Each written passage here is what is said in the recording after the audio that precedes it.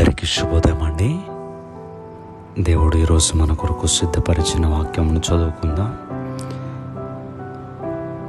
ఆశ గల ప్రాణమును ఆయన తృప్తిపరిచి ఉన్నాడు. మనిషి ఆశాజీవి అని చెప్పక తప్పదు. ఎందుకంటే ప్రతి ఒక్క వ్యక్తికి కూడా ఏదో ఒక ఆశ ఉంటుంది.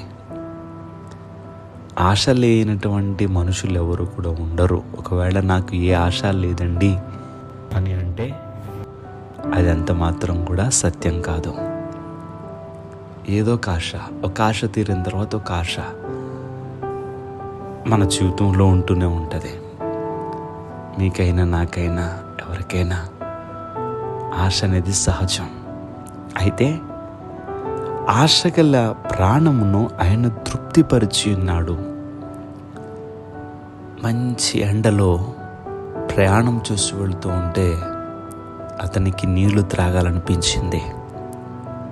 కానీ ఎక్కడ నీళ్లు లేవు. ప్రయాణం చేయగా ఒక చిన్న ఇల్లు కనిపించింది. ఆ ఇంటి దగ్గరికి వెళ్ళి, అమ్మా కొంచెం త్రాగడానికి నీళ్లుంటే ఎవరా అని అడిగాడు. వారు నీళ్ళు ఇచ్చారు.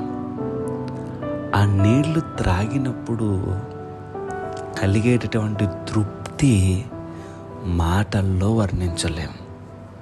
అలాగునే ఎవరైతే ఏ ఆశ ఉన్నదో ఆ ఆశ కలిగినటువంటి ప్రాణమునకు తృప్తి దొరికితే, ఆ తృప్తి కలిగినప్పుడు ఇంకా మాటల్లో మనం వర్ణించలేం. ఫుడ్ దగ్గర, వాటర్ దగ్గర, అనగా ఆకలి దాహం దగ్గర మనం తృప్తి చెందుతాం. మనకున్న ఆశలను బట్టి దేవుడు ఆశ కలిగినటువంటి ప్రాణమును తృప్తిపరుస్తానని చెప్పి ఉన్నారు. నీ కుమారుడును గూర్చి, నీ కుమార్తెను గూర్చి, లేదా నీ ఉద్యోగమును గూర్చి ఏమైతే నువ్వు ఆశపడుతున్నావో, నా బిడ్డకు మంచి భర్త కావాలి, నా కుమారుడికి మంచి ఉద్యోగం కావాలి, మా కుటుంబం సంతోషంగా ఉండాలి, మా అప్పులన్నీ తీరిపోయి ఇలా సేవ్ చేసుకోవాలి, ఇవన్నీ కూడా ఆశలే కదా. మనం ఏది ఆశపడుతున్నామో అది మన జీవితంలో జరగాలంటే దేవుడు మన ఆశను తృప్తిపరచాలి. ఆ సాటిస్ఫై చేసేవాడు దేవుడే.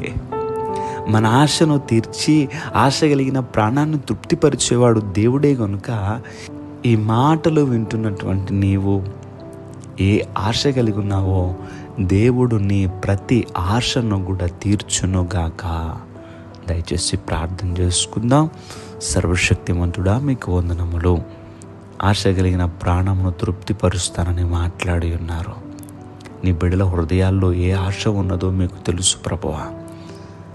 ఆశ కలిగిన ప్రాణాన్ని తృప్తిపరిచే దేవుడు నీవు గనుక వారి ఆశలను మీరు తీర్చి వారిని తృప్తిపరచమని ప్రార్థన చేస్తూ ఈరోజు నీ బిడ్డల పనులన్నిటిలో కూడా మీరు తోడుగా ఉండి, ఎవరు బలహీనంగా ఉన్న వారిని స్వస్థపరిచి వారికి మంచి ఆరోగ్యాలు దయచేసి వారి అవసరాలను తీర్చి వారి పనులకు మీరు తోడై ఉండమని యేసుక్రీస్తు వారి యొక్క నామం పేరట అడిగి వేడుకుంటూ ఉన్నాం మా పరమ తండ్రి.